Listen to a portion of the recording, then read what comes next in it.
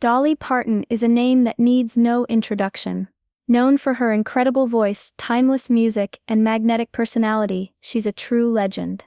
But what many don't realize is how sharp she really is behind that sweet smile. Dolly has built an empire over decades, an empire not just of music but of business, philanthropy, and a genuine connection with people. On the other side we have a ruthless lawyer, a man who thrives on his intellect, his credentials, and his ability to outsmart anyone who crosses his path. This lawyer has made a name for himself in the courtroom, always quick with a sharp tongue and an even sharper mind. But when he crosses paths with Dolly, he thinks she's just another person he can belittle. He's convinced that his education, his knowledge of the law, and his quick wit make him smarter than most. And then he meets Dolly. In a setting where sharp intellects collide, this lawyer takes the opportunity to make a few comments. But what he doesn't know is that he's about to learn a lesson that will leave him speechless, and it all starts with a simple but loaded question. The lawyer enters the room with an air of superiority. He's dressed in a sharp suit, his briefcase tucked neatly under his arm. He walks as if the world bends to his will, and the room feels his presence the moment he steps inside. He looks at Dolly, sitting with her usual calm grace, and decides it's the perfect moment to assert his intelligence. "Dolly, you've had quite the career," he begins, his voice oozing with condescension. "But we both know that success doesn't come from just looking pretty and singing country songs. It's all about smarts. You must have some pretty solid connections to get where you are." His words aren't just casual, they're loaded with judgment. He thinks she's another pretty face who happened to get lucky, and now, with a sneer, he's about to remind her of that. He continues, leaning back in his chair as if he's delivering some great truth. "I mean, no offense, but I doubt you've had the kind of education or training that most successful people have had. You know, the kind that actually teaches you how to think critically, to solve problems, and to navigate the complexities of the world." The lawyer laughs, clearly expecting Dolly to either be offended or fall silent. After all, he's used to seeing people scramble when they're faced with his sharp criticisms. But Dolly just smiles softly, not flinching or reacting. To him, it seems like she's either too naive to understand or simply too intimidated to respond. He's already certain he's got the upper hand. Dolly remains calm, her smile never wavering. She listens carefully, not a hint of frustration in her eyes. She's heard worse, and she knows how to handle this with the grace that's made her famous. Instead of firing back with an insult or getting defensive, she takes a moment to process his words.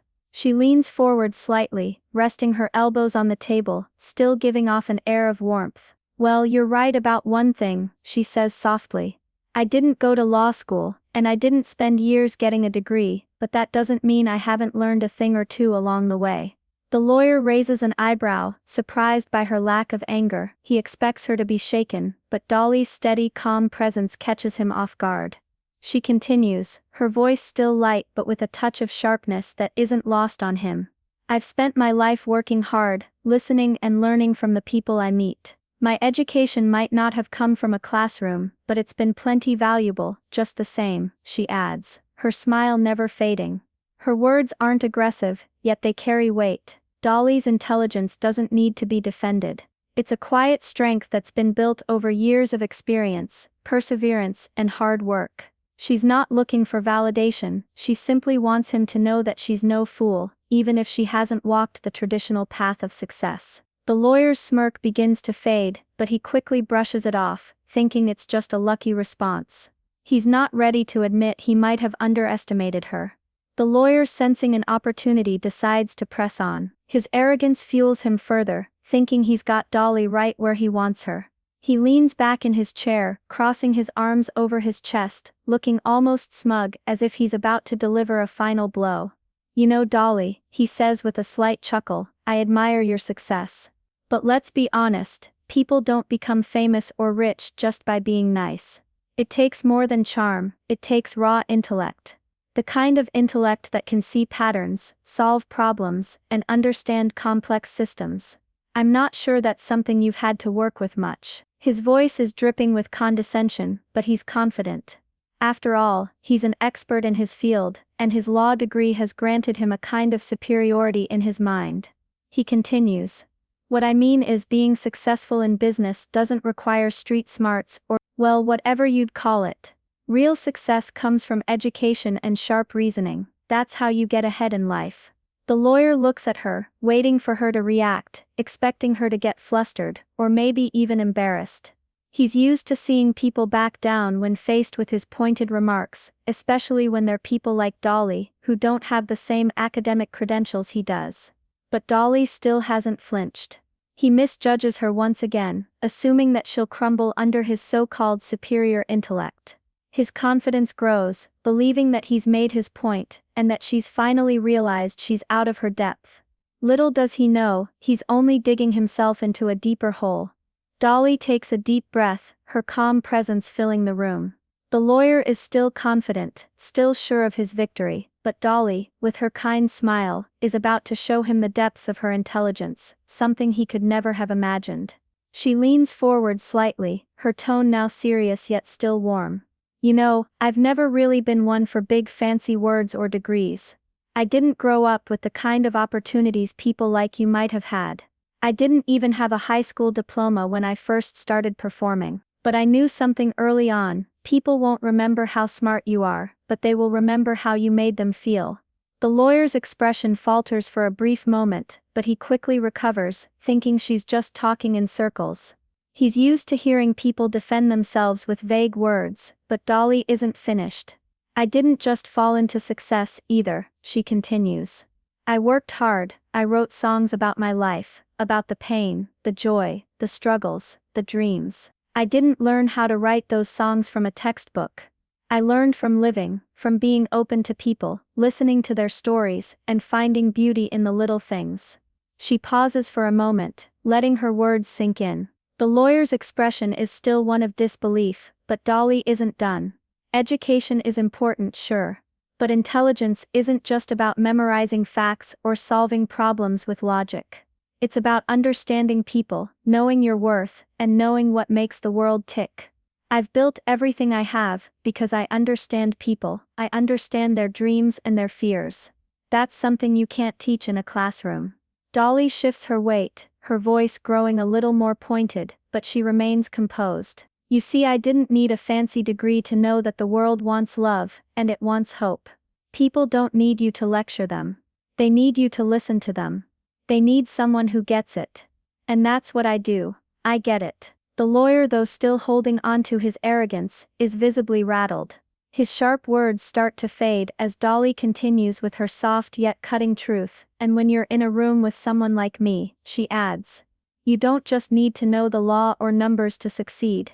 You need to have something more, something that can't be calculated on paper.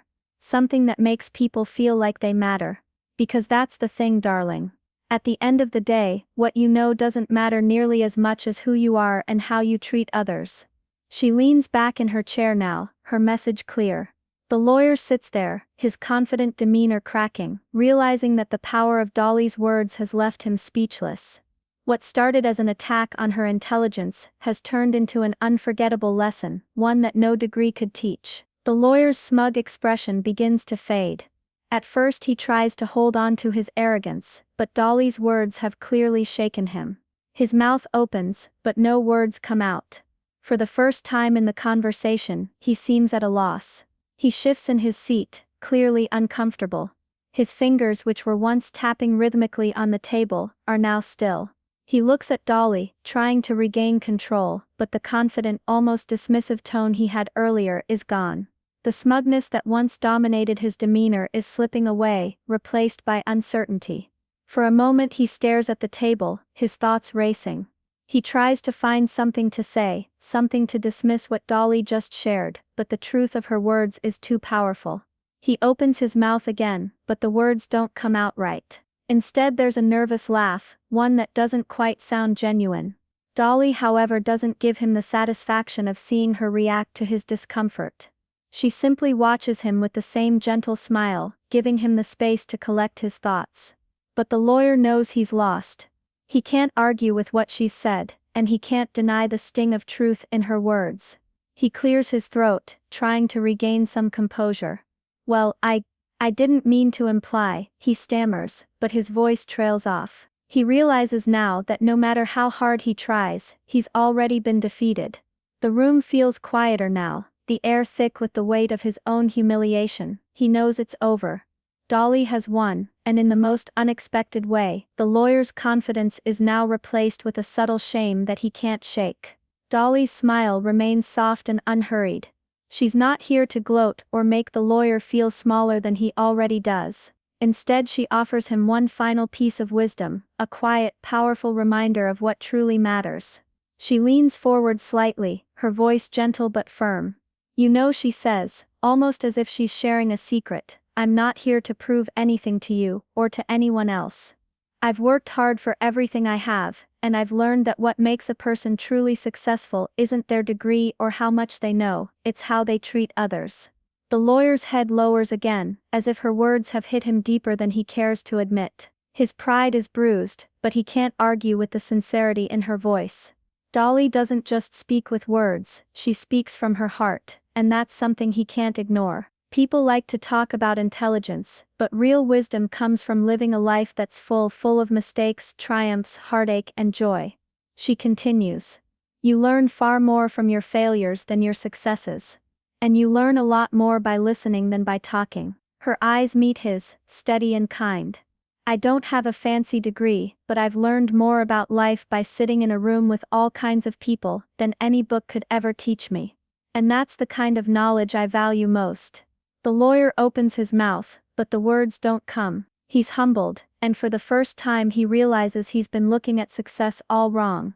It's not about what's on paper, but about the heart, the humility and the understanding of others. Dolly leans back again, her voice softening. "You're right about one thing, success doesn't come easily. But it sure does come a lot easier when you remember that we're all just people, trying to figure it out. It's not about proving you're smarter, it's about showing up and being real. There's no need for a dramatic flourish." Dolly's quiet words have left a lasting impact, one the lawyer won't soon forget. He sits there speechless, as she calmly rises from the table, her presence still lingering in the room like the sweet scent of her wisdom. The lawyer sits there, unable to find the words. He watches Dolly rise from her seat, still with that serene smile on her face. She doesn't look back to see the effect she's had on him. She doesn't need to. Dolly knows that her message has landed, she's said what needed to be said, and now it's time for him to process it. The room is heavy with silence as the lawyer remains still, his once confident posture now slumped. The arrogance that had filled the room earlier is gone, replaced by an uncomfortable stillness. His mind races, trying to grasp the lesson he's just been handed. His carefully constructed sense of superiority is crumbling, and he can't deny it. Dolly, as calm and composed as she was when she first walked in, simply nods and makes her way toward the door. She doesn't need to gloat, doesn't need to make a scene. The truth she's shared has already done its work. She's left him to wrestle with it on his own.